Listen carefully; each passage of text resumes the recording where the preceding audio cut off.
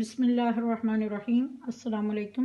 आज हम मसाले पीसने जा रहे हैं जिसमें हम अलग अलग ज़ीरा पाउडर को अलग से और काली मिर्च अलग से, धनिया पाउडर अलग से और गरम मसाला अलग से बनाएंगे। गरम मसाले में हम लेंगे आधा टेबल स्पून काली मिर्च, आधा टेबल स्पून लौंग, एक जायफल और 1 टीस्पून जावित्री, 5 अदद काली मिर्च और 3 पीस हैं अपने दालचीनी और 2 टेबल स्पून है ज़ीरा।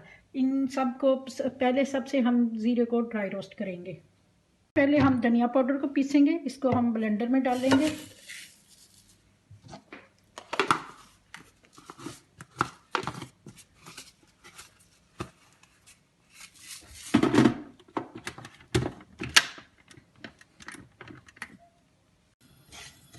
ये अभी हम ड्राई रोस्ट कर रहे हैं ज़ीरे को।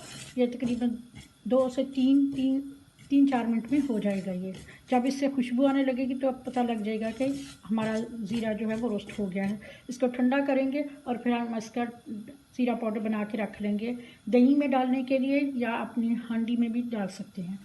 हमारा ज़ीरा रोस्ट हो गया है, इसको हम बर्तन में निकाल लेंगे और जब तक ये ठंडा होगा हम बाकी चीज़ों को पीस लेंगे।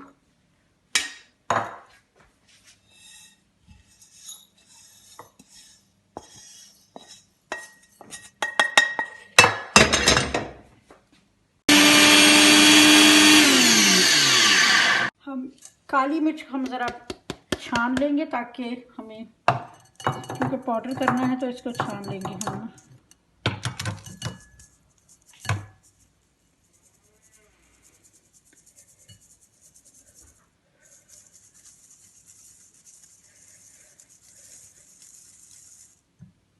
मसाला पीसने के लिए सारी चीज़ें मैंने इसमें रख ली हैं, लेकिन जायफल को हम पहले कुंडे में तोड़ेंगे, अदरवाइज़ हमारा ब्लेंडर टूट जाएगा।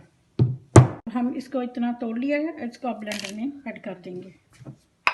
गरम मसाले को छान लेंगे ताकि हमें पता लग जाए कि सारी चीज़ें ठीक से पिस गई हैं।